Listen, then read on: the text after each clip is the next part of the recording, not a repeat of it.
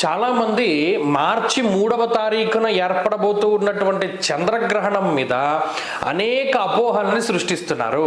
నిజానికి ఒక విషయం గమనించండి, ఇది పాక్షికమైనటువంటి గ్రహణము. ఈశాన్య భారతదేశంలో మాత్రమే ప్రస్ఫుటంగా ఏదైనా కొంత మేరకు కనబడవచ్చును.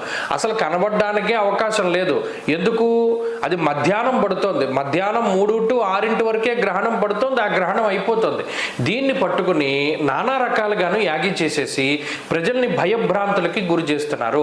ఒక్క విషయం గమనించండి, 3వ తారీఖు గ్రహణం పడితే 3వ తారీఖు నాడు ముహూర్తం ఇవ్వరు. పంచాంగ కర్తలందరూ కూడా 3వ తారీఖున ముహూర్తం ఇచ్చారు. 4వ తారీఖు ముహూర్తాలు ఉన్నాయి, పెళ్లిళ్ళు జరుగుతున్నాయి. 5వ తారీఖున పెళ్లిళ్ళు జరుగుతున్నాయి. ఒకవేళ ఇదే గ్రహణము అంత బలీయమైనది అయితే పంచాంగకర్తలకి తెలియదా? పంచాంగకర్తలు ముహూర్తాలు ఇచ్చారు, పెళ్లిళ్ళు జరుగుతున్నాయి అంటే ఇది అంత బలీయమైనటువంటి గ్రహణము కాదు.